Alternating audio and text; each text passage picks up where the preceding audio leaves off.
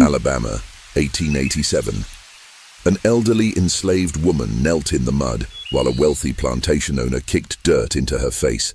She did not flinch. She did not cry out. Her silence made him angrier. He raised his boot again. Then the howl came.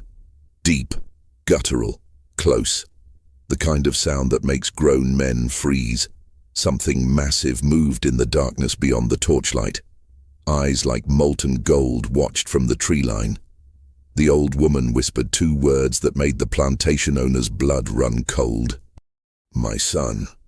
But her son had been dead for 15 years. Everyone knew that. What they didn't know was where his spirit had gone, or what it had become, or why it had returned tonight. Her name was Alma. She was 63 years old. Her back was crooked from decades of cotton picking. Her hands were twisted like tree roots. She could barely walk without pain shooting through her knees. The Thornhill plantation sat 12 miles outside Montgomery. 200 acres of cotton fields. A main house with white columns. Slave quarters that leaked when it rained. 17 enslaved people still worked the land even though the war had ended 22 years ago. They stayed because they had nowhere else to go. Because James Thornhill owned everything for miles. Because leaving meant starving. Because men who tried to leave were found hanging from trees. James Thornhill inherited the plantation from his father. He was 35 years old, clean-shaven, always wore a black suit. He believed slavery was the natural order of things. He believed God had made some people to serve and others to rule. When the Emancipation Proclamation came, his father had laughed. When Reconstruction ended, his father had celebrated. Now James ran things the same way his grandfather had, with violence, with fear, with total control. Alma had been born on this land. She had picked cotton since she was 5 years old. She had watched her mother die in childbirth. She had buried 3 children before they turned 10. Only one had survived to adulthood. His name was Thomas. He had been tall, strong, quick with numbers. He could read, though that was forbidden. Alma had taught him in secret using a Bible she had stolen from the main house.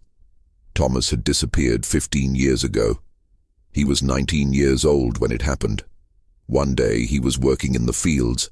The next day he was gone. James Thornhill's father said Thomas had run away. But Alma knew better. She had found blood on the barn floor. She had seen the fear in the other workers' eyes. Nobody talked about what really happened. Talking meant dying. Something else had appeared after Thomas vanished. A wolf. Massive. Black fur. Golden eyes.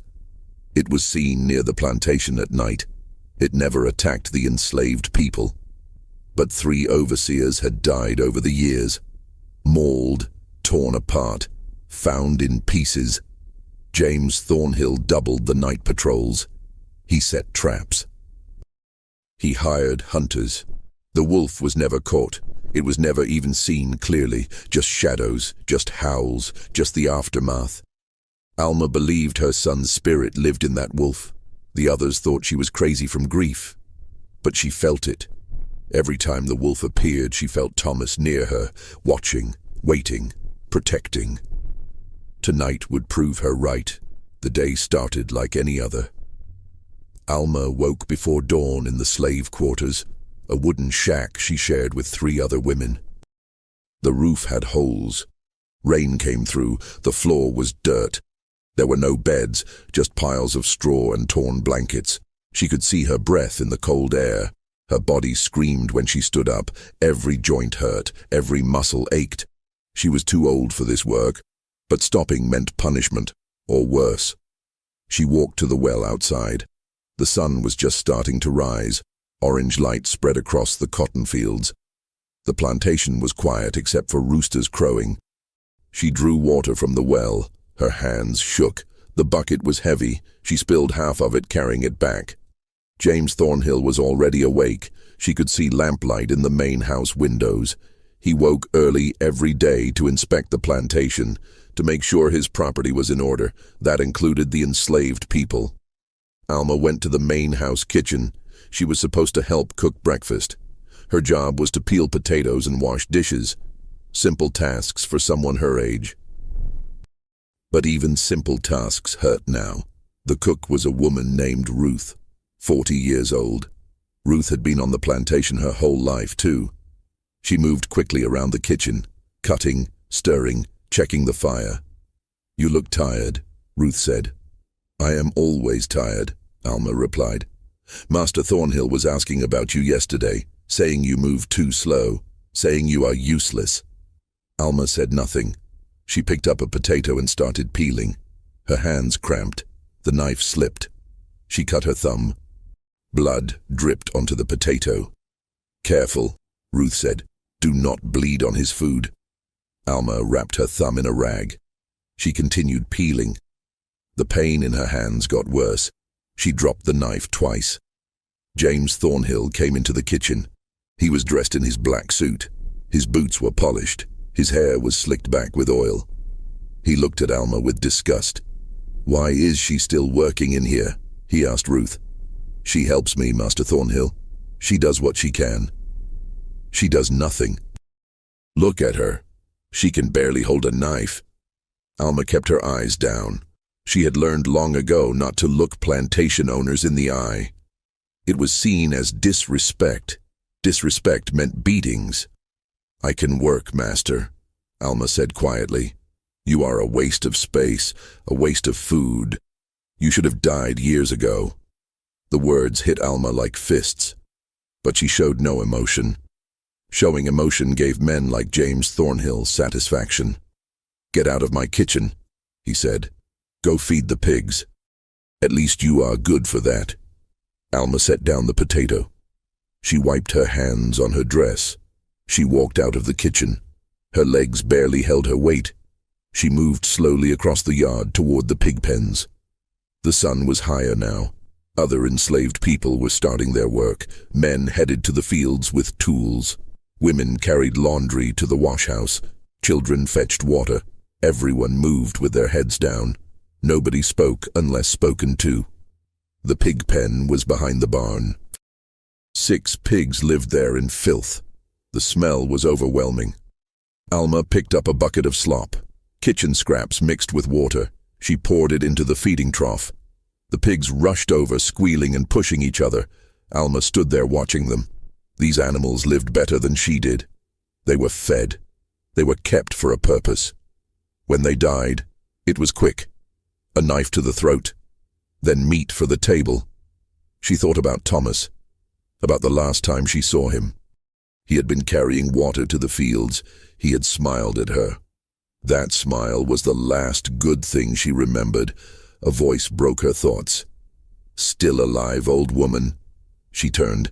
It was Silas, one of the overseers, a white man in his 40s, scars on his face, a whip on his belt. He enjoyed hurting people. Everyone knew it. "Yes, sir," Alma said. "Surprised you made it through the winter. Thought you would freeze to death in that shack." "I am still here. For now." He stepped closer. "You know what I think? I think Master Thornhill should sell you, get some money for you before you drop dead. Maybe a work farm would take you, work you until you are bones." Alma said nothing. "Or maybe we should just put you down, like an old dog. Would be a mercy, really." He laughed. Then he walked away. His boots made sucking sounds in the mud. Alma stood there shaking, not from fear, from rage. A rage she had carried for 63 years. A rage she had to swallow every single day just to survive. She walked back toward the slave quarters. Her morning work was done. Now she would rest until afternoon when there would be more tasks. Mending clothes, washing floors, whatever Master Thornhill decided. But as she passed the barn, she heard voices, angry voices. She stopped. "You are telling me we lost 3 chickens last night?" It was James Thornhill. "Yes, sir." Another overseer, a younger man named Porter. "Something got into the coop, killed them but did not eat them." "What killed them?" Do not know, sir. Could be a fox. Could be that wolf. Silence. The wolf, James Thornhill said slowly. That damn wolf. We set traps around the property, but it never steps in them. It is like it knows. Animals do not know about traps. You are setting them wrong. We followed the tracks last time. They led to the woods. Then they just vanished. James Thornhill was quiet for a moment. Double the patrols tonight. I want men with rifles. If that wolf comes back, I want it dead. You hear me? Yes, sir. And check the slave quarters. Make sure none of them are feeding it. Make sure none of them are protecting it. You think they would?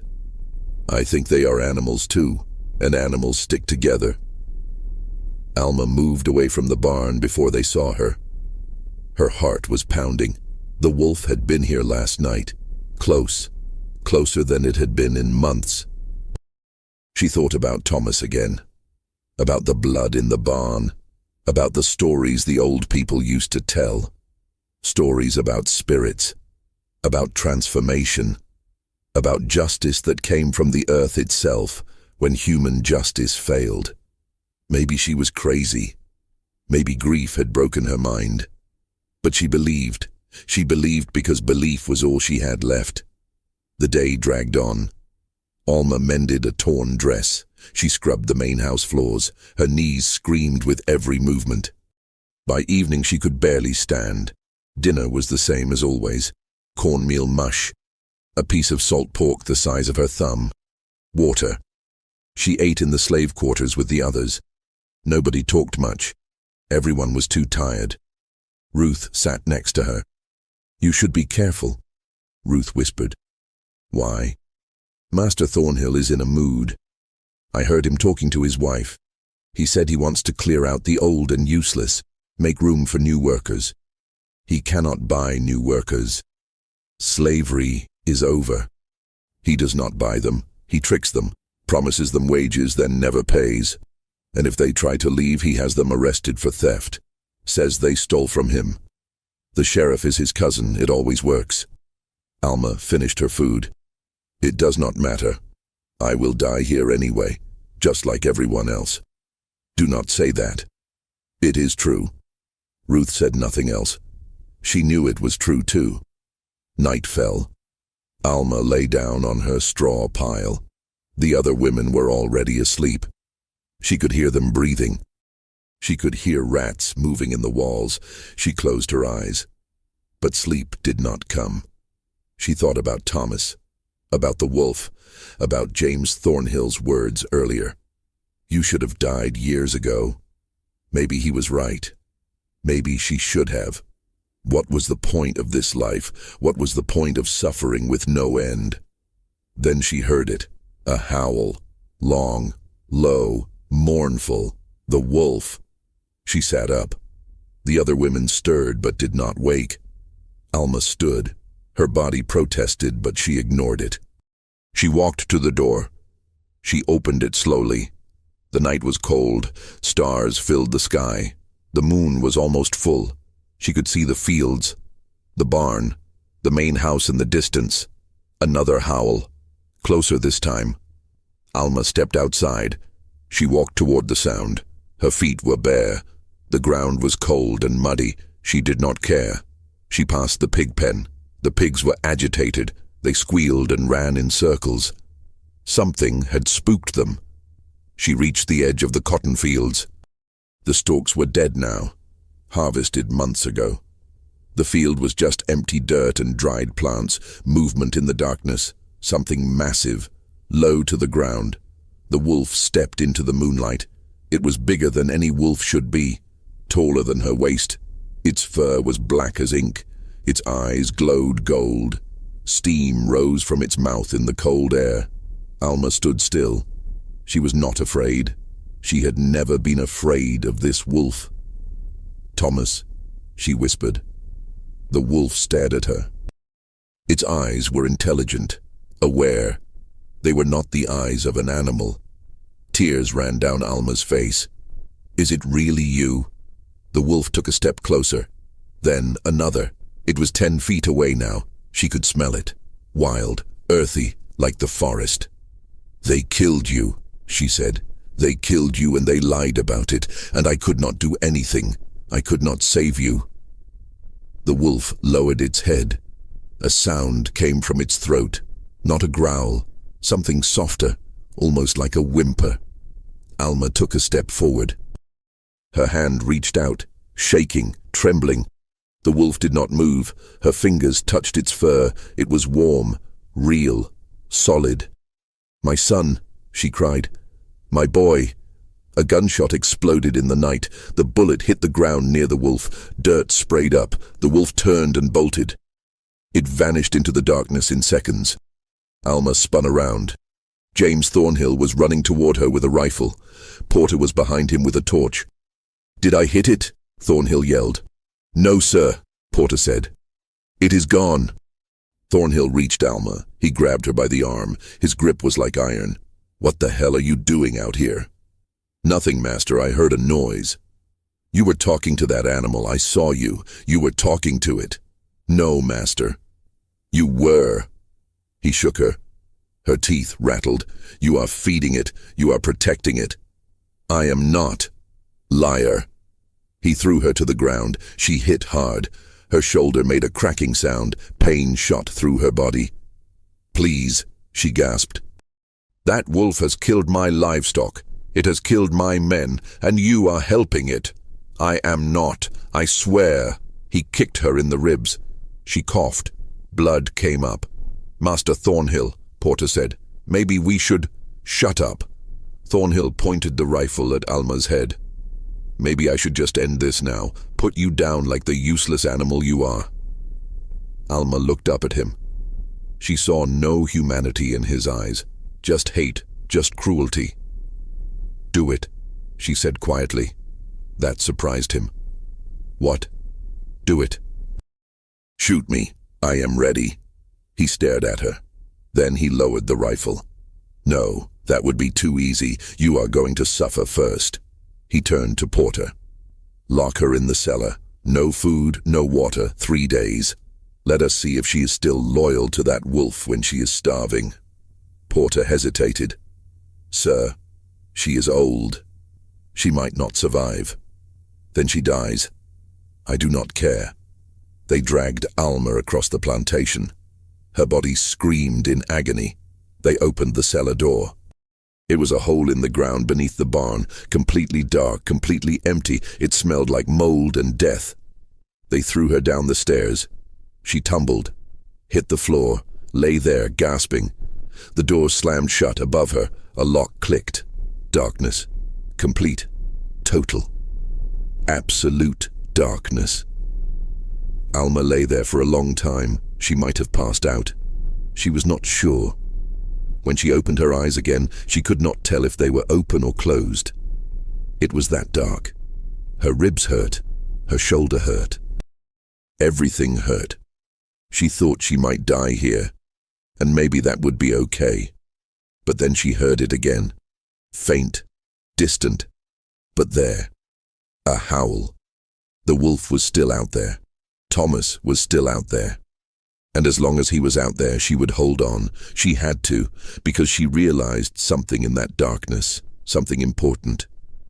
Thomas had not just come back to protect her. He had come back for revenge, and that revenge was just beginning. The cellar was a tomb. Alma could not see her own hands in front of her face. The darkness pressed against her like a physical weight. She tried to stand, but her body would not obey. Her shoulder was badly injured. Every breath sent sharp pains through her ribs. She lay on the cold dirt floor. Time became meaningless. She did not know if minutes or hours were passing. There was no light, no sound except her own breathing and the occasional scurrying of rats. Thirst came first. Her throat became dry, then scratchy, then painful. She tried to swallow, but there was no moisture in her mouth. Her tongue felt thick and swollen. Hunger came next. Her stomach cramped. It had been empty when they threw her down here. Now it twisted and growled. She tried to ignore it, but the pain grew worse. The cold was constant. It seeped into her bones. She shivered uncontrollably. Her thin dress provided no warmth. She curled into a ball, trying to preserve body heat. It did not help much. Hours passed, or maybe days. She could not tell. She drifted in and out of consciousness. Her mind played tricks on her. She saw Thomas as a child.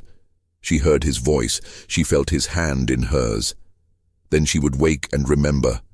He was dead. Gone. Murdered on this plantation 15 years ago. But the wolf was real. She had touched it. She had felt its warmth. That was not a dream. She thought about what James Thornhill had said. You are going to suffer first.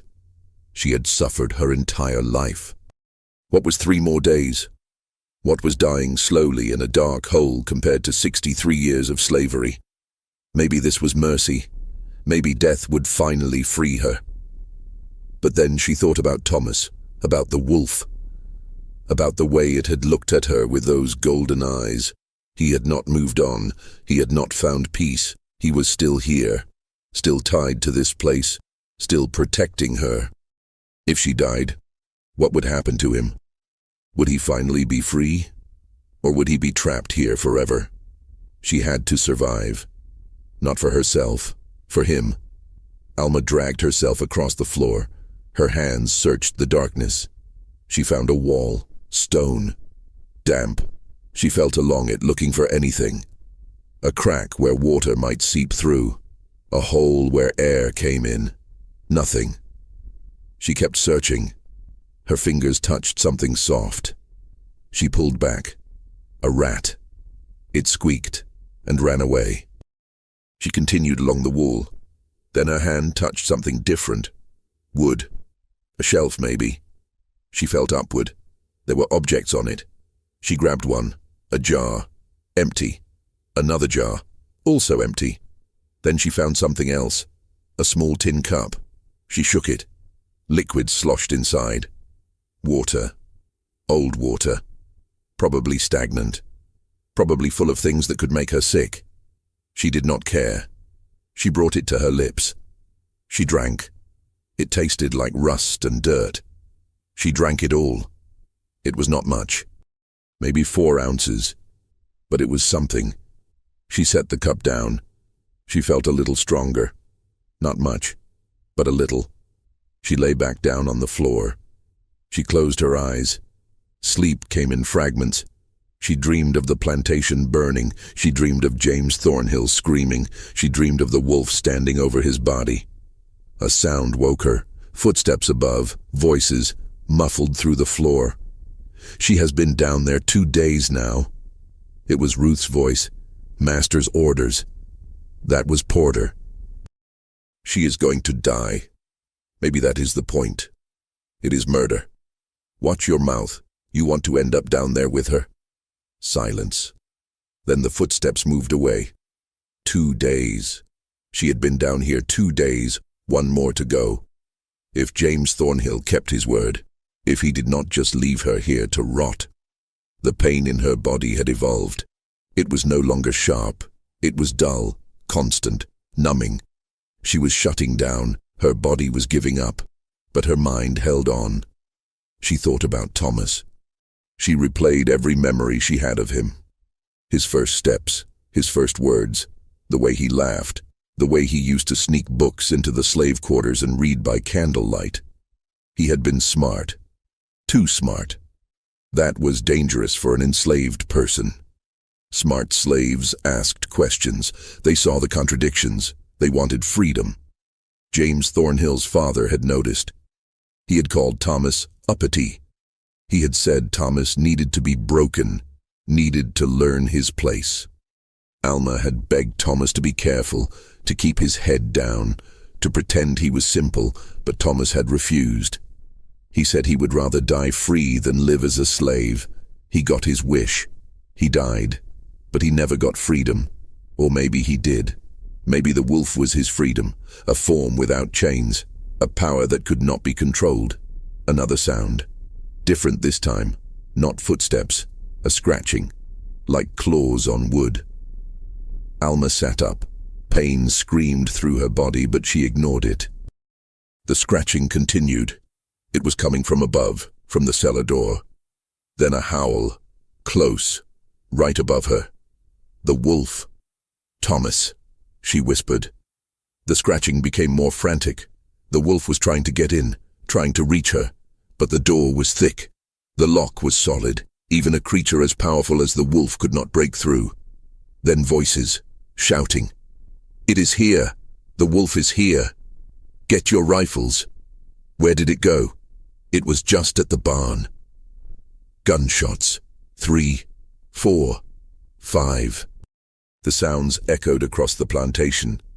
Then, silence. Alma waited. Her heart pounded. Had they killed it? Had they killed Thomas? Minutes passed. Long, agonizing minutes. Then she heard something else. A scream. Human, male, cut short. More shouting, more gunshots. Chaos above. Something heavy hit the ground. Then another scream. Wet. Gurgling. The wolf was not dead. The wolf was attacking. Alma pressed her ear to the floor. She could hear running, yelling, panic. Then James Thornhill's voice. Loud, clear. "Get inside the house, now everyone inside." Doors slamming, more gunshots, then quiet. Alma waited. She did not know what was happening. She only knew the wolf was up there, and it was killing. Hours passed, or maybe just 1 hour. Time was impossible to track. Finally, the cellar door opened. Light poured in. Alma covered her eyes. It hurt. She had been in darkness so long that even lamplight was blinding. "Get up." James Thornhill stood at the top of the stairs. His face was pale. His hands shook. Alma tried to stand. Her legs would not work. She collapsed. "I said get up." "I cannot, master." He came down the stairs. He grabbed her by the hair. He dragged her up the steps. She screamed. Her body scraped against the wood. He pulled her outside. Night had fallen again. Torches lit the plantation. She could see enslaved people huddled near the slave quarters. She could see overseers with rifles standing guard. And she could see bodies. 2 of them. Torn apart. Blood everywhere. "Your wolf did this," Thornhill said. "He threw her to the ground. 2 of my men. Dead. Because of that animal." Alma looked at the bodies. One was Silas, the overseer who had mocked her. His throat was ripped out. His eyes stared at nothing. The other was a man she did not recognize, probably a hired gun. His stomach was torn open. His insides were outside. "I did not do this," Alma said weakly. "You called it here. You are connected to it somehow." He pulled out a pistol. He aimed it at her head. "I should kill you right now."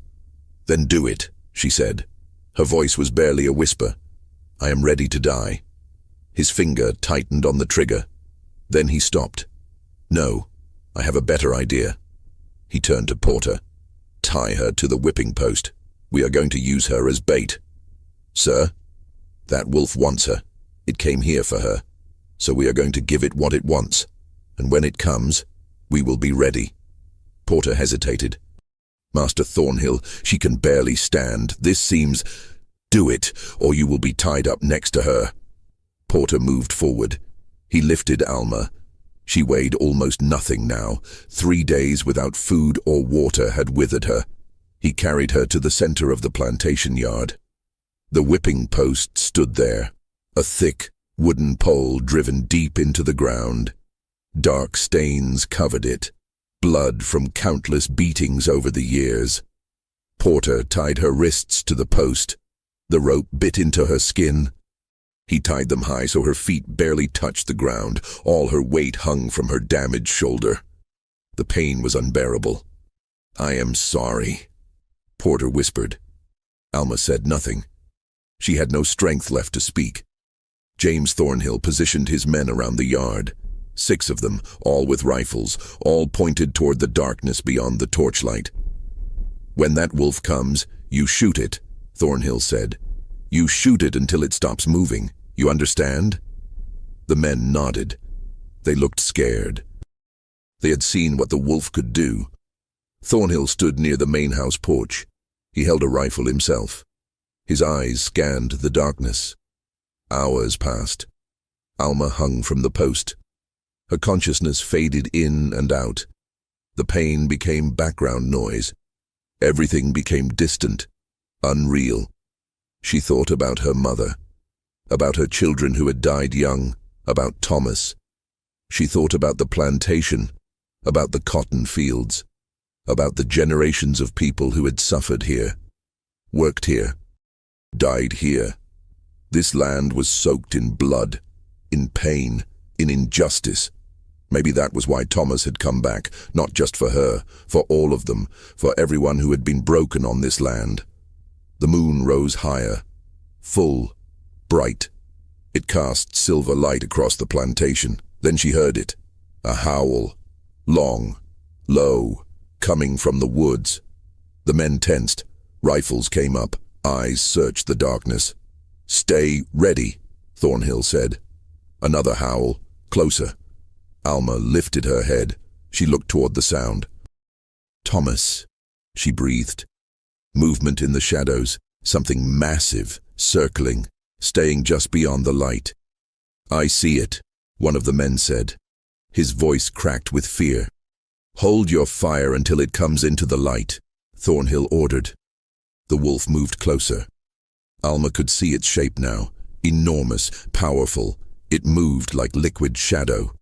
It stopped at the edge of the torchlight, its golden eyes fixed on Alma. Then they shifted to James Thornhill. The look in those eyes was pure hate. "Now!" Thornhill screamed. 6 rifles fired. The sound was deafening. Smoke filled the air. The wolf moved. Faster than anything that size should move. It dodged left. 3 bullets missed. 2 hit its flank. 1 grazed its head. But it did not stop. It charged. The men tried to reload. They were too slow. The wolf hit the first man like a freight train. He flew backward. His rifle clattered across the ground. The wolf was on him instantly. Teeth flashed. Blood sprayed. The other men fired wildly. Panicked, their shots went everywhere. The wolf moved between them, a blur of black fur and rage. Another man went down, then another.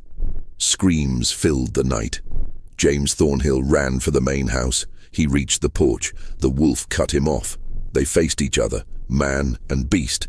The wolf's lips pulled back. Its teeth were stained red. Thornhill raised his rifle. His hands shook so badly he could barely aim. The wolf lunged. Thornhill fired. The bullet hit the wolf in the chest. The wolf stumbled, fell, lay still. Thornhill laughed, a high, hysterical laugh. "Got you, I got you." He walked toward the wolf, his rifle pointed at its head. He would finish it, make sure it was dead. The wolf's eyes opened. It sprang up. Thornhill had no time to react. The wolf's jaws closed around his throat.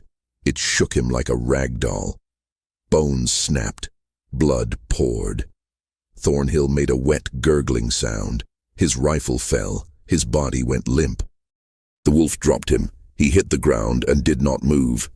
Alma watched it all. She felt no horror, no fear, just relief. Justice had finally come. The wolf turned toward her. It limped. The bullet wounds were serious. It was bleeding, weakening. It walked to the whipping post. It stood in front of her. Those golden eyes met hers. "You came back," she whispered. "You came back for me." The wolf made a sound, something between a whimper and a growl. "I am sorry," she said. Tears ran down her face. "I am sorry I could not save you. I am sorry they killed you." The wolf pressed its head against her legs. She felt its warmth, its breath. "You can rest now," she said. "It is over. He is dead. You can rest." The wolf looked up at her one last time. Then it walked away. Slowly, painfully, back toward the woods. Alma watched it go. "Goodbye, my son. Goodbye." The wolf disappeared into the darkness. She never saw it again. The plantation was silent now. Bodies lay everywhere, blood soaked into the dirt. The torches flickered and died one by one. Alma hung from the post, her vision blurred, her body was shutting down. She had nothing left. But she smiled, because James Thornhill was dead, because the plantation would fall, because after 63 years, something had finally changed. Footsteps approached. Ruth came running. Other enslaved people followed. They had watched everything from the slave quarters. "Cut her down," Ruth said. Quickly. Hands reached up. The ropes were cut. Alma fell. Ruth caught her, lowered her gently to the ground. "You are going to be okay," Ruth said. But they both knew it was a lie.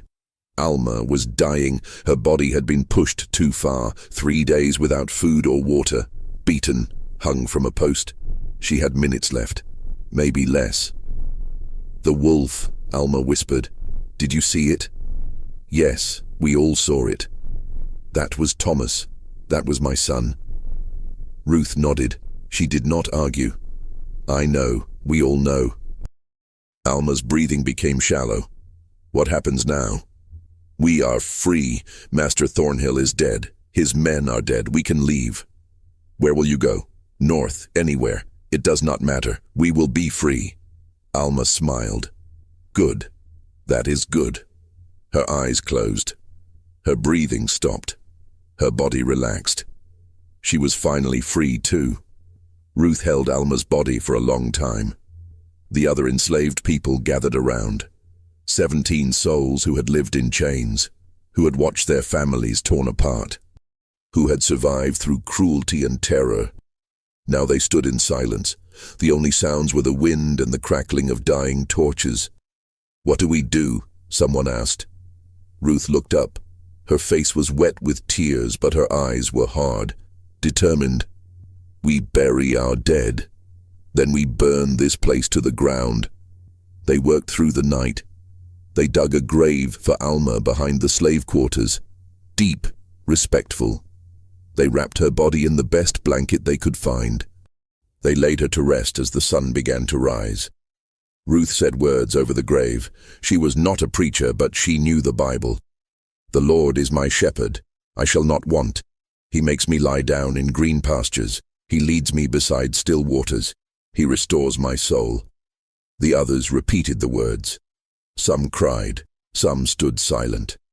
All of them knew what Alma had endured, what she had lost, what she had survived. When they finished, they turned to face the plantation. The main house with its white columns, the barn, the cotton fields, the whipping post still standing in the yard. "Burn it," Ruth said. They scattered across the property. They grabbed torches.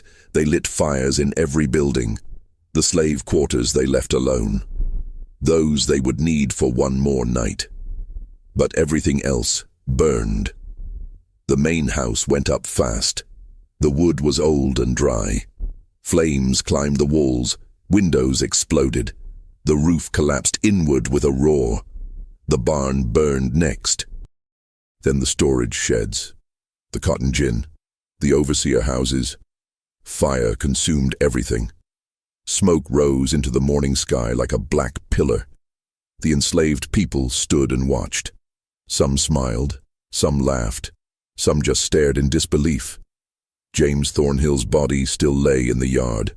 No one touched it. Let him burn with his plantation. Let him turn to ash with everything he had built on suffering. By noon the fires had died down. Only charred ruins remained. The Thornhill plantation was gone. Erased. Nothing left but memories and ghosts. "We should go," someone said, "before more white men come." Ruth nodded. "Gather what you can carry, food, water, blankets. We leave within the hour." They moved quickly. They had waited their whole lives for this moment. They would not waste it. But before they left, Ruth did one more thing. She went to Alma's grave. She knelt beside it. She placed her hand on the fresh dirt. "Thank you," she whispered, "for holding on, for surviving, for giving us this chance." The wind picked up.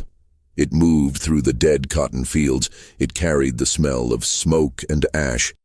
And for just a moment, Ruth thought she heard something. A howl. Distant. Fading. Like a final goodbye. She stood. She wiped her eyes. She walked back to the others. They left the plantation together. All 17 of them. They walked down the dirt road that led away from the property, the road they had never been allowed to take, the road to freedom. Some headed north, others went east. They split into smaller groups. It was safer that way, harder to track, harder to catch. Ruth led a group of 7. They walked for 3 days. They slept in the woods. They avoided towns.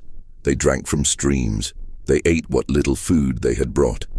On the 4th day they reached a settlement, a community of formerly enslaved people who had built their own town.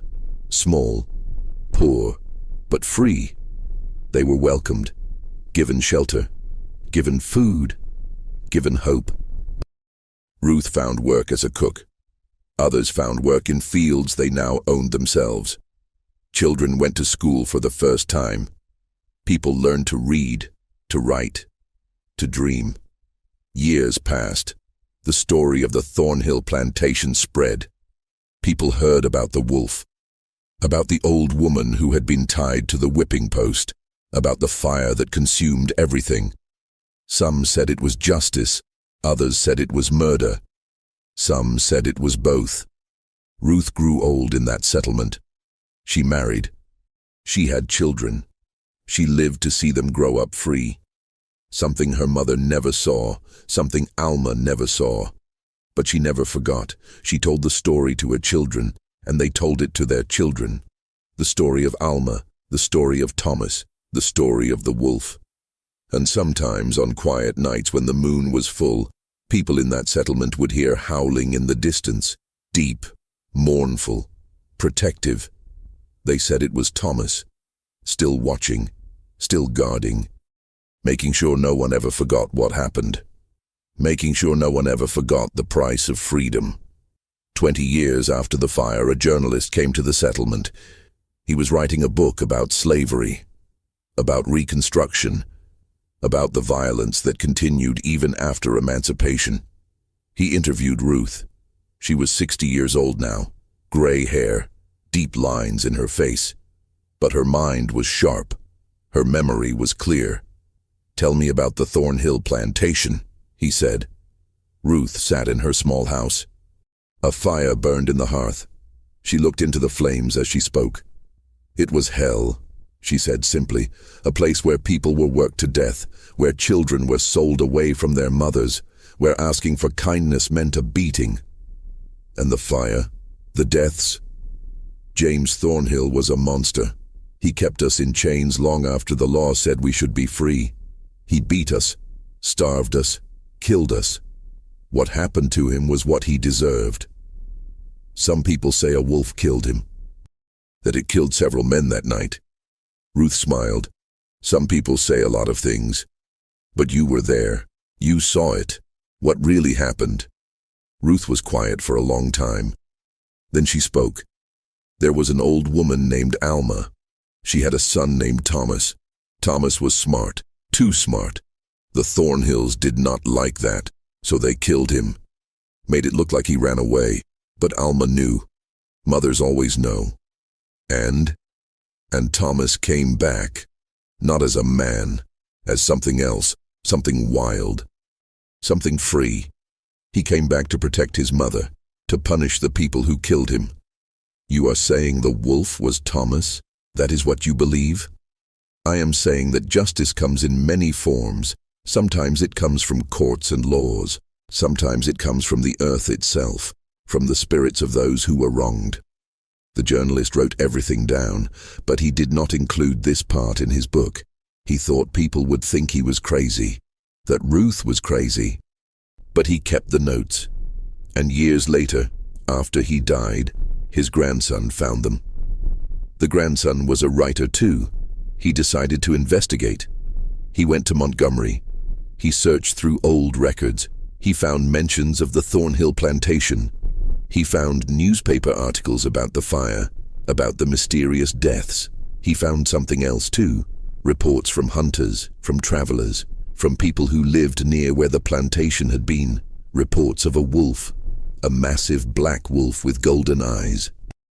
Seen over decades, seen protecting formerly enslaved people from violence, seen attacking men who wore white hoods, seen near lynching trees where it would howl all night until someone came to cut down the bodies. The wolf had been seen for over 50 years after Thomas died, long past the natural lifespan of any wolf. The grandson wrote his own book. He called it The Spirit Wolf of Alabama. It told the story of Alma and Thomas, of the plantation, of the fire, of the justice that came not from men, but from something beyond understanding. Some people called it fiction, others called it folklore. But formerly enslaved people and their descendants knew better. They knew it was truth, because they had their own stories, stories passed down through generations, stories of protection, of vengeance, of spirits that refused to rest until the wrongs were made right. The ruins of the Thornhill plantation still exist, mostly buried now, overgrown with trees and brush. But if you know where to look, you can find them. The foundation of the main house, bits of the slave quarters, the whipping post fallen and rotting but still there, and Alma's grave, still marked. People visit it sometimes. They leave flowers, they leave stones, they leave notes thanking her for her sacrifice, for her strength, for holding on when holding on seemed impossible. Local historians say the land is cursed, that nothing grows there properly, that animals avoid it, that people who try to build on it always fail. Accidents happen, structures collapse, workers quit. Some say it is the soil, poisoned by ash and blood. Others say it is something else, something that refuses to let the land be used for profit ever again. And sometimes, even now, people hear howling, rangers working in the area, hikers passing through, hunters who wander too close. They hear it and they feel something, a presence, a warning, a promise. The wolf is still there. Thomas is still there, watching, waiting, making sure that what happened on that plantation is never forgotten, making sure that justice once claimed is never taken back. The moral of the story is not simple. It cannot be. History is not simple. Suffering is not simple. Justice is not simple. But if there is a lesson, it is this. Oppression creates spirits that cannot be killed. Cruelty creates forces that cannot be controlled. Violence creates justice that comes in forms the violent never expect. James Thornhill believed he was untouchable. He believed his wealth and his skin color and his position gave him the right to treat people as property, to beat them, to starve them, to kill them. He was wrong, and his wrongness killed him. Alma believed her suffering was meaningless, that her son died for nothing, that nothing would ever change. She was wrong too. Her suffering had meaning because she survived it, because she bore witness to it, because her survival became the foundation for others to build freedom upon. And Thomas? Thomas believed that death was the end, that once he was killed, his story was over. He was the most wrong of all, because death was not the end. It was a transformation, a change, a becoming. He became something that could not be chained, could not be bought, could not be controlled. He became the justice his people could not get from laws or courts or governments. He became what was needed, and he remained until his purpose was fulfilled. Ruth died in 1912. She was 83 years old. She died surrounded by children and grandchildren and great-grandchildren, free people, educated people, people who owned land and businesses and futures. At her funeral, her oldest grandson spoke. He told the story of the Thornhill plantation. He told the story of Alma and Thomas and the wolf. He told it so the youngest generation would know, would remember, would understand the cost of the freedom they enjoyed. When he finished, everyone was silent. Then, from somewhere in the distance, a howl rose into the air. Long, mournful, final. People looked at each other, Some smiled, some nodded. They knew what it meant. Thomas had heard. Thomas knew. And Thomas approved. The howl faded. The funeral continued. People sang hymns. They prayed. They celebrated a life well lived. And somewhere in the woods of Alabama, a massive black wolf with golden eyes lay down beneath an old oak tree. Its body was scarred, tired, ancient beyond measure. It had done what it came to do. It had protected its mother. It had punished her killers. It had watched over the people who escaped. It had become a legend that would outlive them all. Now it could rest. Finally, truly, completely. The wolf closed its eyes. Its breathing slowed. Its body relaxed. And as the sun set over the Alabama landscape, the wolf's spirit finally let go. It rose up like smoke, like mist. It drifted on the wind. It went to wherever spirits go when their work is done. Thomas was free. Alma was free. All the souls who had suffered on that plantation were free. The land remembered. The stories remembered. The descendants remembered.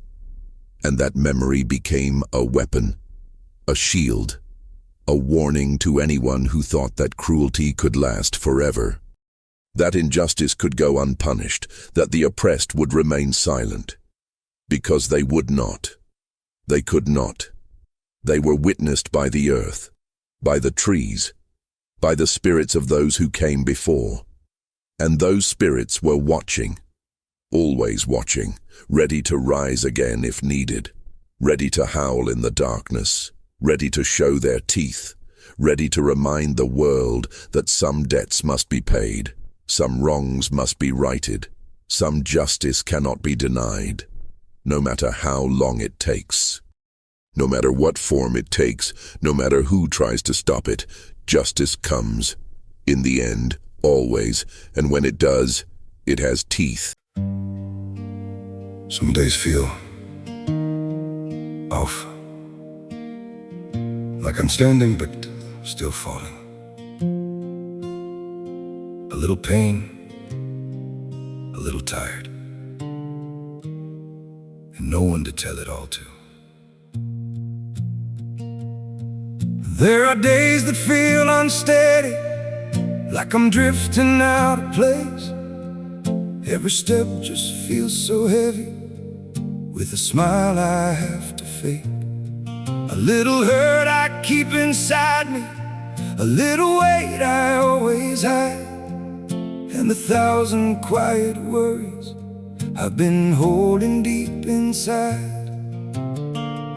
There's no one here to tell it to, no one who would understand. So I carry all these feelings like they're slipping through my hands. A little broken, a little lost, trying hard to just get through. All these nights I stay awake with everything I never say to you. I keep walking through the silence like it's all I've ever known. Every crowded room reminds me how it feels to be alone. There's no one here to tell it to, no one who would understand. So I carry all these feelings like they're slipping through my hands. A little broken, little lost, trying hard to just get through. All these nights I stay awake with everything I never say to you.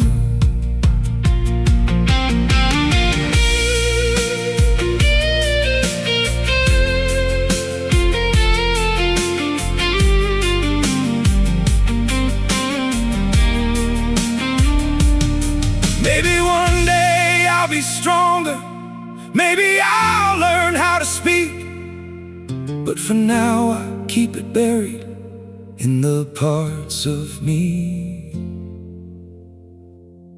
too weak. There's no one here to tell it to, no one who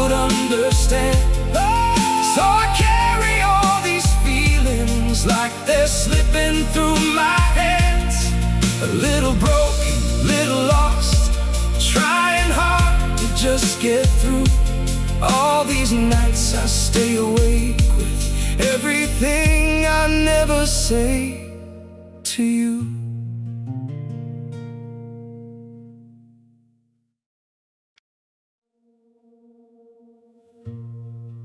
Don't pity me. My heart doesn't need your mercy. I can still stand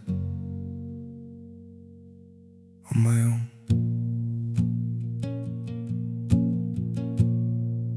I was broken by your leaving, fell deeper than I thought I would. But pain has taught me how to heal now and survive what once I couldn't.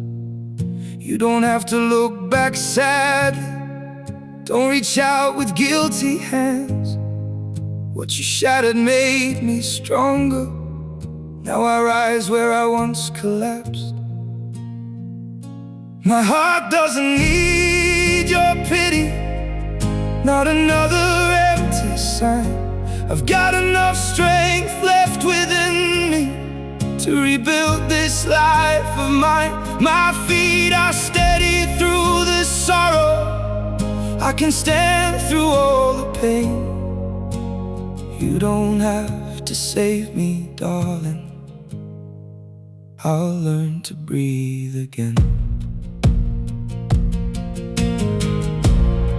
I once begged for your affection. Now I've learned my worth in scars. And the man you left in pieces found his own way through the dark. My heart doesn't need your pity, not another empty sign. I've got enough strength left within me to rebuild this life of mine. My feet are steady through the sorrow. I can stand through all the pain. You don't have to save me, darling. I'll learn to breathe again.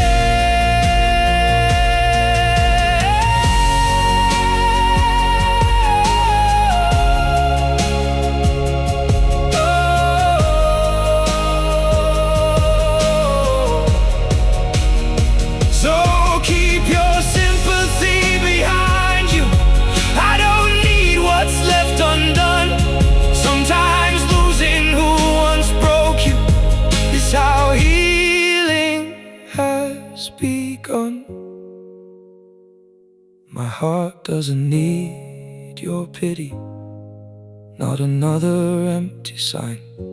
I've got enough strength left within me to rebuild this life of mine. My feet are steady through the sorrow. I can stand through all the pain. You don't have to save me, darling. I'll rise alone again.